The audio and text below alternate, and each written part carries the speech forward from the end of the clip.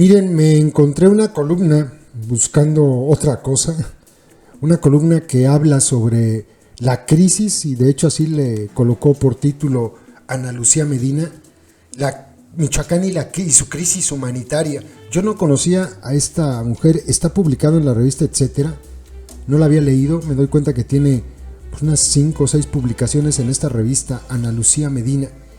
Ella es de Michoacán y ella es víctima de desplazamiento por la violencia en el estado y narra lo que vive este lugar, muchos municipios, y este fenómeno que es verdaderamente escandaloso, no solamente en Michoacán, pero pues se refiere a lo que está pasando en este estado, y así está de jodidísimo mi pobre estado de Michoacán. Dice Ana Lucía Medina: Hace años salí de Michoacán, el lugar donde nací. No había condiciones de seguridad para que mi familia y yo viviéramos ahí. Después de muchos años puedo afirmar que no hay condiciones de seguridad para que mi familia y yo regresemos a vivir ahí. Mi caso no es tan doloroso como el de cientos de miles de desplazados por el crimen organizado. Pocas veces se retrata el horror que viven. El fenómeno del desplazamiento forzado es ignorado. Tal vez se pierde entre las notas cada vez más comunes de las masacres. Tomemos unos minutos para dimensionar el infierno que viven los desplazados por la violencia. Propietarios de tierras de cultivo que de un día para otro las pierden porque las tienen que entregar a los delincuentes, o cansados de pagar cuotas por cada kilo que cosechan, deciden no trabajar más para sus nuevos amos. Otros no tienen tierras, pero ven comprometidos sus pequeños negocios, sus labores o sus profesiones. Hay lugares donde es imposible subsistir porque las cadenas de distribución de alimentos se ven interrumpidas por los bloqueos y las tomas de caminos. Si tienen suerte de que lleguen los productos de la canasta básica, serán con los nuevos precios fijados por la delincuencia. Hay quienes ya perdieron todo, incluso a sus hijos, tal vez asesinados, tal vez capturados por las bandas criminales. Hay quienes aún tienen a quien proteger, pero todos relatan que, en un último esfuerzo, se arman de valor para dejar atrás sus historias, sus casas y sus propiedades, para empezar desde cero en otro lugar, en uno donde no estén bajo el fuego cruzado de los cárteles. La violencia y diversificación del crimen organizado en nuestro país ha provocado la pauperización de regiones enteras. El infierno de la violencia en México nos obliga a contar los muertos, pero hay otras cifras. Por ejemplo, la de los que sobrevivieron a la violencia y huyeron dejando atrás todo lo que tenían. Ya ni hablar del derecho a la educación, a la salud, al libre tránsito. Los derechos humanos en estas regiones son un cuento de hadas. Muchos se desplazan de uno en uno. En ocasiones se va la familia completa. Se van vaciando los pueblos.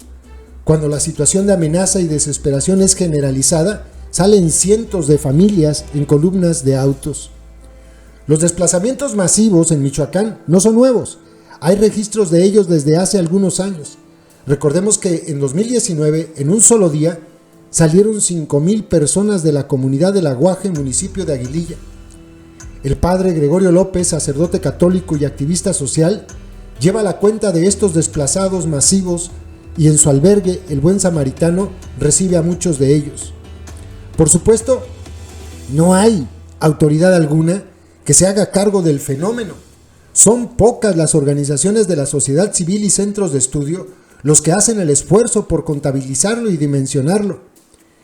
Si hay condiciones, la prensa se juega la vida para documentar el abandono de los pueblos, fotos y videos de la gente partiendo en sus camionetas.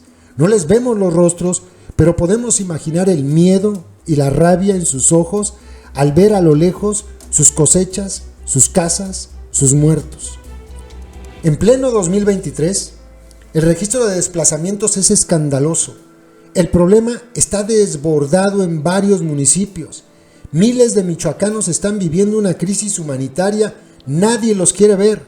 Lo preocupante es que las autoridades observan expectantes.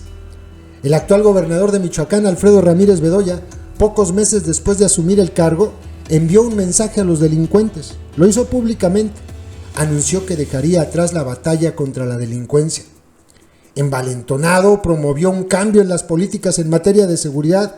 Fuerte y claro denunció que la anterior estrategia era una guerra que durante décadas no ha servido más que para agravar la situación de violencia. La declaración podría sonar incluso lógica si no hubiera sido acompañada de la nueva estrategia, una copia de la implementada a nivel nacional por el presidente López: trabajar para atender las causas como son la pobreza y la marginación. Lo anterior es, en pocas palabras, el anuncio de que la fuerza del Estado no tocará a los delincuentes con el pretexto de que la violencia provoca más violencia. Ramírez Bedoya, quien ganó la gubernatura del estado de Michoacán en un proceso muy cuestionado en el que se documentó la clara intervención del crimen organizado para propiciar su triunfo, es el día de hoy un cándido observador del dominio de los grupos delincuenciales y la guerra por las plazas que padecen los michoacanos. La situación en el estado se agrava y los desplazamientos forzados aumentan. Hipólito Mora, fundador de las Autodefensas, un grupo armado que se constituyó para enfrentar a los narcos que violaban a las mujeres de los pueblos, les quitaban sus huertas de limón y aguacate y les quemaban sus casas, murió hace unos días en una emboscada dantesca. El gobernador Ramírez, con una sonrisa en los labios, declaró que Hipólito fue advertido de no salir de la capital del estado, pero al hacerlo se arriesgó y esas eran las consecuencias. La estrategia de no combatir al crimen organizado ha resultado peor que la que lo combatía, pero además va acompañada de cinismo y sorna. Por momentos, los únicos que levantan la voz para denunciar lo que la población civil vive son los sacerdotes. Ahora los desplazados y expulsados llegan a refugiarse a sus iglesias. Sin los testimonios valientes de los sacerdotes como el padre Goyo o el obispo de Apatzingán, no sabríamos el horror que viven muchos michoacanos quienes tienen miedo de hablar. En junio de este año se documentó otro desplazamiento masivo. Al menos 800 pobladores de las comunidades de Llano Grande, El Alazán, Las Bateas y Tepetate buscaron refugiarse en la parroquia del Rosario ubicada en Apatzingán. El capellán de la iglesia afirmó que se trataba de aproximadamente 200 familias, predominando la presencia de niños y adolescentes. Los pobladores de Las Bateas explicaron que en esa comunidad eran 681 habitantes y que solo se quedaron 5 familias. Podemos afirmar que lo que se vive en regiones completas de Michoacán es una crisis humanitaria. Mientras las masacres aumentan, la sofisticación de los cárteles se perfecciona y observamos auténticas acciones de terrorismo, las familias de diversas regiones viven sus propios infiernos, pobres y de luto. Salen los que sobrevivieron, tal vez algún familiar los reciba, tal vez crucen al norte, tal vez caminen vagando por las ciudades fronterizas, recordando que alguna vez vivieron en un lugar próspero, el bello y atribulado Michoacán. Pues sí. Ni más que decir.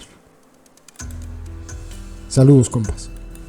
YouTube nos hace clasificar los videos que subimos para que puedan ser publicados. En esa clasificación nos indica que los videos relacionados con el crimen organizado no se van a mostrar en sugeridos y no enviará notificaciones cuando sean publicados. Por eso, para poder verlos tienes que ingresar al canal y buscarlos. Todos los días subimos videos con esos contenidos. No olvides que ya abrimos un nuevo canal, Personajes México 2, ve a él dando clic en la pantalla final de este video donde dice, mensaje importante, y suscríbete.